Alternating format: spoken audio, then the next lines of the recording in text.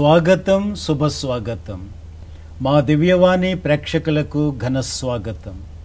ద్వితీయ వాటికన్ మహాసభల నవజీవన్ కార్యక్రమానికి విచ్చేసిన మీకందరికీ కూడాను ఘన స్వాగతం.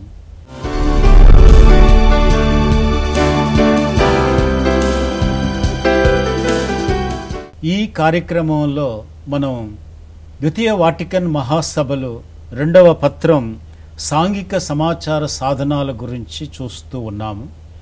అందులో మొదటి అధ్యాయాన్ని కొనసాగిస్తూ గత ఎపిసోడ్లో 8-9 అంశాలను చూసాము. అయితే ఈ 9వ అంశంలో ఇంకా కొన్ని విషయాలు ఉన్నాయి. ఆ విషయాలను మనం ఈ ఎపిసోడ్లో ప్రారంభించుకుంటాము.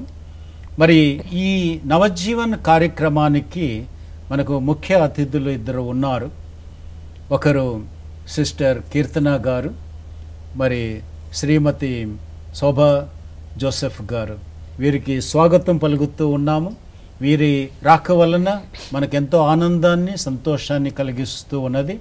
ఎందుకంటే ఈ కార్యక్రమం ద్వారా వీరు అడిగినటువంటి ప్రశ్నల ద్వారా మనం ఇంకా విషయాల్లోకి లోతుగా వెళ్తూ అనేక విషయాలను త్రవ్వటం జరుగుతూ ఉన్నది.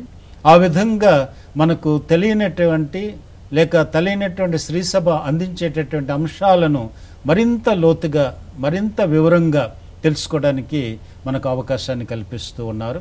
అందుచేత వాళ్ళకి ముందుగానే నేను వందనాలు తెలియపరుస్తూ ఉన్నాను. మరి 9వ అంశాన్ని కొనసాగించుకుందాము. ఈ 9వ అంశంలో మనం గతసారి చూసింది ఏమిటంటే, ఈ ప్రేక్షకులు, అలానే చదువరులు, అలానే శ్రోతలు వీరు చదవటం కానీ, లేక ఆలకించటం కానీ, లేక చూడటం కానీ ఉండేటప్పుడు ఆ యొక్క ప్రోగ్రాంలు, ఆ యొక్క కథలు, ఆ యొక్క విషయాలు వాళ్ళు ఎంచుకుంటారని మనం అనుకున్నాం. కనుక ఆ ఎంచుకునేటప్పుడు కొన్ని జాగ్రత్తలు తీసుకోవాల్సి ఉన్నదని కూడా కొంతవరకు చూసాము. మరి కాస్త ఈ తల్లి శ్రీసభ మరికొన్ని అంశాలను అందిస్తూ మనల్ని ముందుకు నడిపిస్తూ ఉన్నది.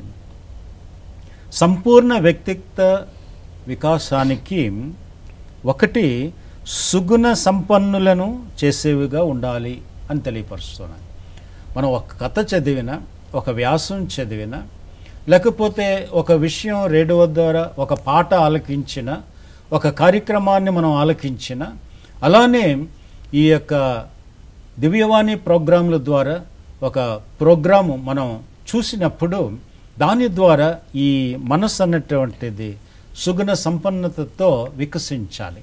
అంటే మనలో ఉన్నటువంటి చెడును విడిచిపెట్టి మంచి వైపు నడవటానికి, మంచిని ఎంచుకోవటానికి ఉన్నటువంటి అవకాశం ఈ యొక్క ప్రోగ్రాం అన్నటువంటిది కల్పించాలి.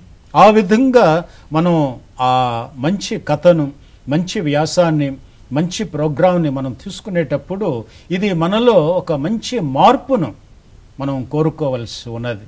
అందుచేత అందులో ఉన్నటువంటి మంచి విషయాలను గ్రహించుకొని, అది మనస్సుకు పట్టించుకొని ఆ విధంగా ముందుకు సాగడానికి ప్రయత్నం చేయాలి ప్రతి ఒక్క కార్యక్రమాన్ని చూసేటటువంటి వారు.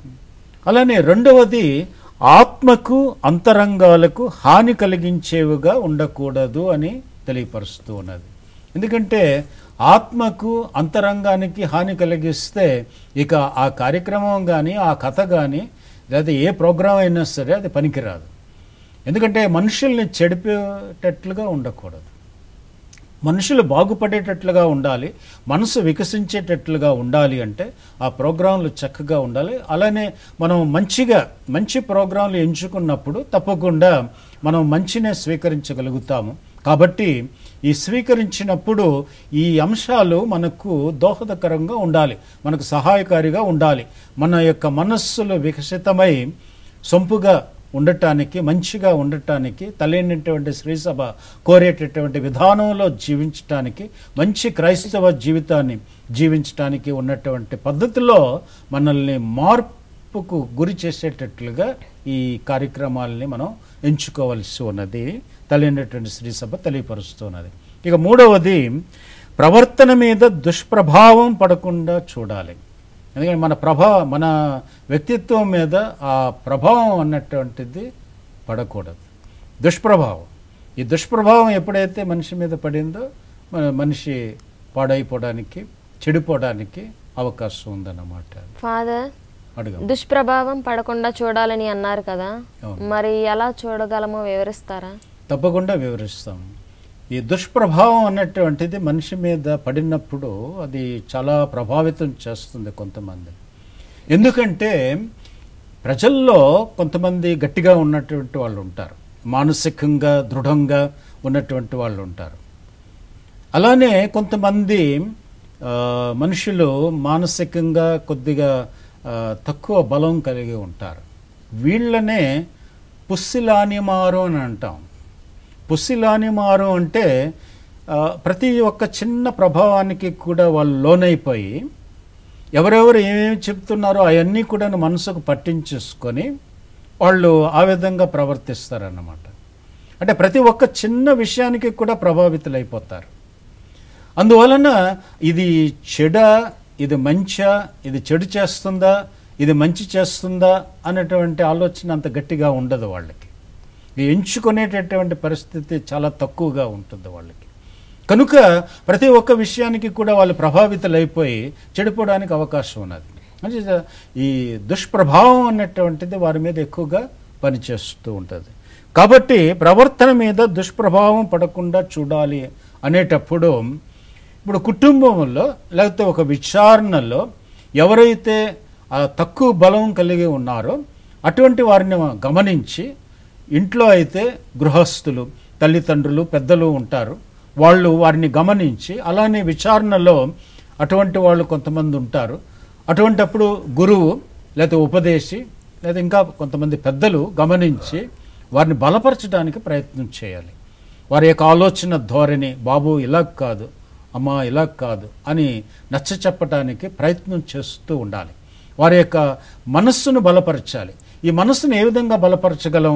ఒకటి, ప్రార్థన ద్వారా భగవంతుని యొక్క శక్తిని పొందటానికి, ఆ బిడ్డ ఆ యొక్క శక్తితో ఎదగడానికి, అలానే జ్ఞానోపదేశం, అలానే శుభవార్తలు, అలానే ఇంకా మంచి మంచి విషయాలు వాళ్ళకి తెలియపరిచి వాళ్ళని దృఢపరచాల్సి ఉంది. మానసికంగా వాళ్ళు ఎదగాలి, మానసికంగా వాళ్ళు దృఢపడాలి.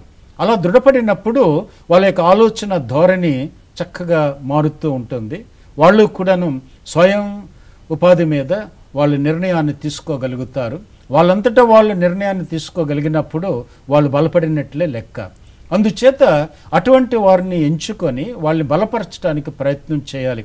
తల్లినటువంటి శ్రీసభలో ఈ యొక్క కార్యక్రమాల ద్వారా, ఈ వ్యాసాల ద్వారా, రచనల ద్వారా, రచయితలు కానీ రచయితలు కానీ ఇంకా అనేక మంది కార్యక్రమాన్ని తయారు చేసేటటువంటి వాళ్ళు ఇటువంటి శ్రద్ధను తీసుకొని దుష్ప్రభావం పడకుండాను ఇటువంటి వాళ్ళు కూడా ఉంటారు. అందుచేత ఆ ప్రోగ్రాంలు ఇచ్చేటటువంటి వారు ఈ విషయాల మీద జాగ్రత్త తీసుకొని చెడు ప్రభావం అన్నటువంటి పడకుండా చూడడానికి ప్రయత్నం చేయాలన్నమాట. కనుక ఈ ప్రవర్తన అన్నటువంటిది దుష్ప్రభావాన్ని చూపించేటట్లుగా కాకుండా మన యొక్క వ్యక్తిత్వం, మన యొక్క నడవడి, అంటే క్రైస్తవులు సంఘంలో కానీ, మెత్రాసనాల్లో కానీ, విచారణల్లో కానీ ఆయా వ్యక్తులు అంటే స్థానాల్లో ఉన్నటువంటి వాళ్ళు, తల్లిదండ్రులు కానీ, పెద్దలు కానీ, ఉపదేశులు కానీ, వాళ్ళు మంచి ప్రవర్తన ద్వారా ఇతరుల్లో మంచి ప్రభావం కలిగేటట్లుగా చూడాల్సి ఉన్నది. అంచేత వాళ్ళే చెడుగా నడిచారనుకోండి, అది దుష్ప్రభావం పడుతుంది ప్రజల మీద, ఇతరుల మీద, ముఖ్యంగా బలహీనంగా ఉన్నటువంటి వాళ్ళ మీద పడుతుంది. తద్వారా వాళ్ళు అదే నేర్చుకుంటారు, ఆ విషయాలనే పట్టించుకుంటారు. దానిని బట్టి వాళ్ళు చెడిపోవడానికి అవకాశం ఉన్నది. వాళ్ళ మీద ఆ ప్రభావం అన్నటువంటిది పడుతూ ఉంటుంది. కనుకనే ఈ దుష్ప్రభావం పడకుండా ఉండాలి అంటే పెద్దలు, ఉపదేశులు వీళ్ళందరూ కూడాను చక్కగా ఆ ప్రవర్తన చూసుకొని మంచిగా ఉన్నట్లయితే ఆ ప్రభావం ఉన్నటువంటిది మంచిగా ఉంటుంది. అలానే ఈ కార్యక్రమాలు నడిపించేటటువంటి వారు, సాధనాలను ఉపయోగించేటటువంటి వారు కూడాను మంచి చేయటానికే ఎప్పుడు కూడాను ప్రయత్నం చేస్తూ ఉండాలి. మనకు ముఖ్యంగాను మత్తయి శుభవార్తలో 5వ అధ్యాయం 29, 30 వాక్యాల్లో క్రీస్తు ప్రభు చాలా విషయాలు మనకు నేర్పించి ఉన్నారు. అందున ముఖ్యంగాను చిన్న బిడ్డలకు పెద్దలు ఏ విధంగా మంచి ప్రవర్తనతోటి వాళ్ళు నడిపించాలి అన్నటువంటిది మనకు తెలియపరుస్తున్నారు. ప్రభు అంటారు, ఎవరైనా సరే ఈ చిన్న పిల్లలకి, ఈ చిన్న బిడ్డలకు దుర్మాతృక చూపించినట్లయితే వారు తిరుగుటిరాయి, మెడకు తిరుగుటిరాయి కట్టుకొని అగాధమైనటువంటి ఆ సముద్రంలో దూకేయమంటాడు. అంటే అలా చేయమని కాదు అర్థం, కానీ అంతటి దుష్ప్రభావం చూపిస్తున్నటువంటి ఆ పరిస్థితుల్లో ఈ మనిషి చేస్తున్నటువంటి విషయం ఎంత చెడ్డది, అది ఎంత చెడ్డ ప్రభావం ఉంటుంది అన్నటువంటిది క్రీస్తు ప్రభు అక్కడ నొక్కి తెలియపరుస్తూ ఉన్నారు. మరి కాసేపు విరామం తీసుకుందాము. విరామం తర్వాత మనం అందరం కూడా కలుసుకొని ఇదే విషయాన్ని మనం కొనసాగించుకుందాము.